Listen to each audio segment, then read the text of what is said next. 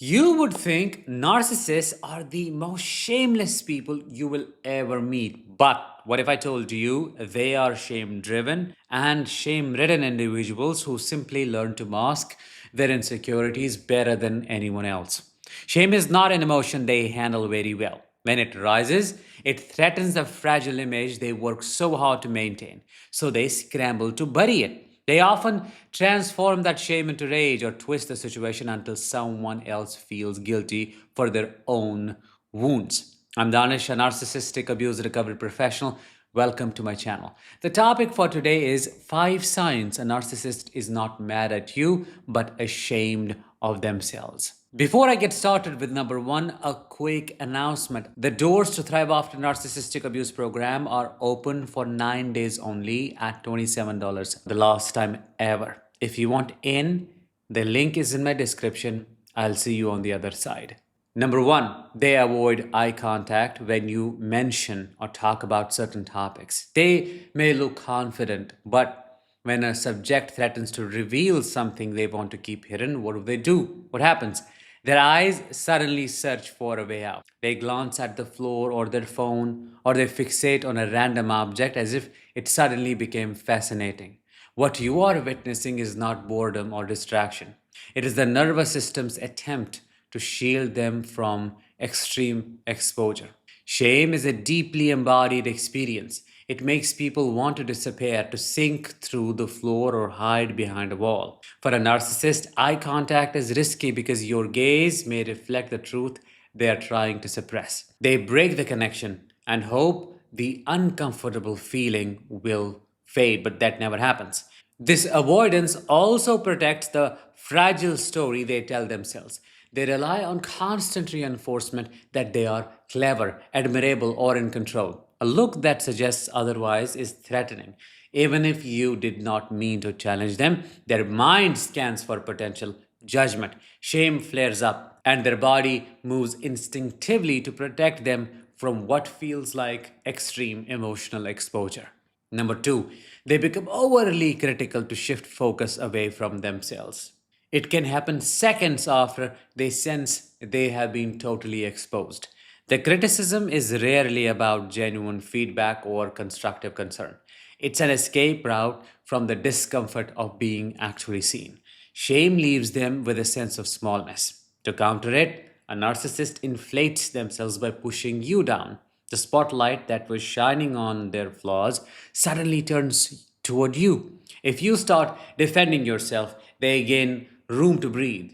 They no longer have to sit with the sting of their own inadequacy. At a deeper level, this reaction is about control.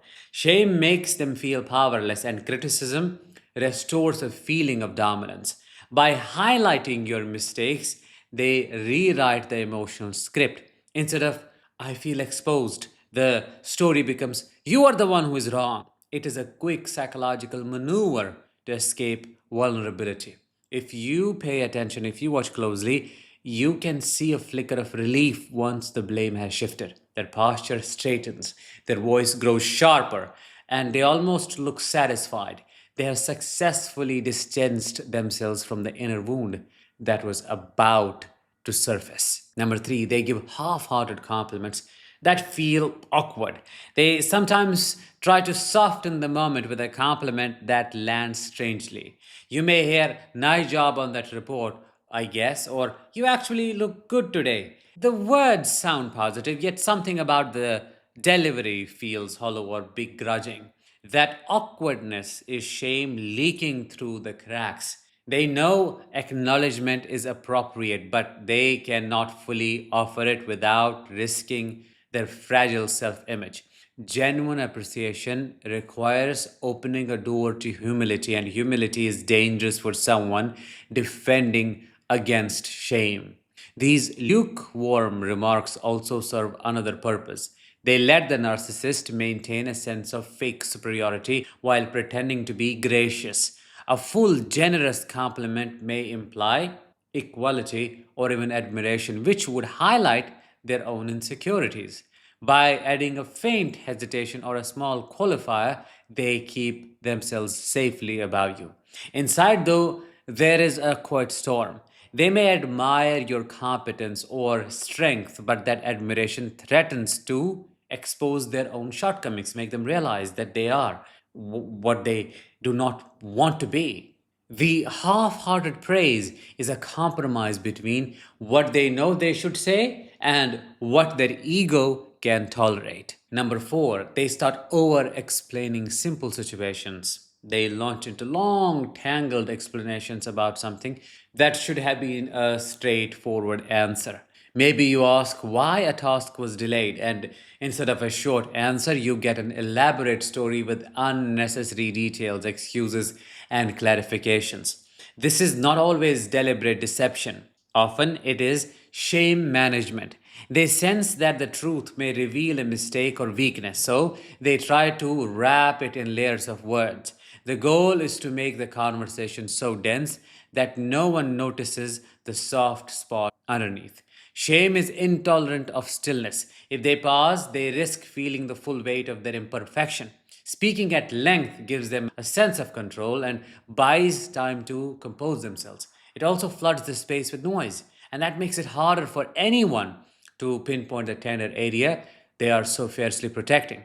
Over explaining can also be a preemptive defense. If they supply every possible angle, they hope to prevent criticism before it begins.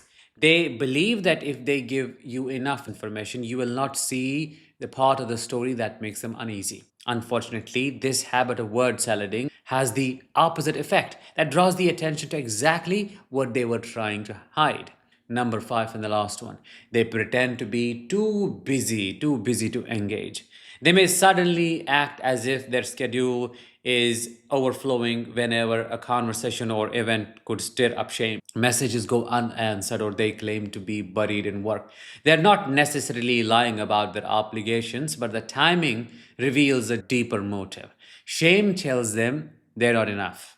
Rather than risk sitting in that feeling, they create distance through busyness.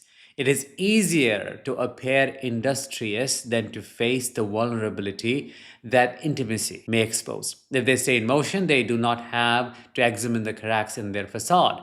Busyness also gives them a socially acceptable shield. People rarely challenge someone who says they are swamped. It lets them step back without admitting that emotional discomfort is driving the withdrawal. On a subconscious level, they may believe that if they keep producing, achieving, or networking, the sense of unworthiness will shrink. But the shame does not actually go away. It waits behind the mask of productivity, and it surfaces whenever a pause threatens to reveal what they're trying to escape.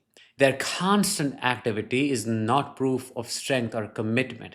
It is often evidence of a frantic attempt to outrun a feeling they do not know how to soothe. Now, recognizing these signs does not mean you should excuse harmful behavior or disrespect. What it does is help you see that many narcissistic reactions are not about you at all. They're often about an inner battle with shame that the narcissist has never learned to navigate in a healthy way. When you understand that their eye rolling, nitpicking, awkward praise, endless explanations, or sudden busyness are strategies to avoid shame, you gain clarity. You no longer have to carry the weight of their emotions or blame yourself for their moods. If you want to fully know how to release that alien shame, join my Thrive After Narcissistic Abuse membership program, open only for a few days.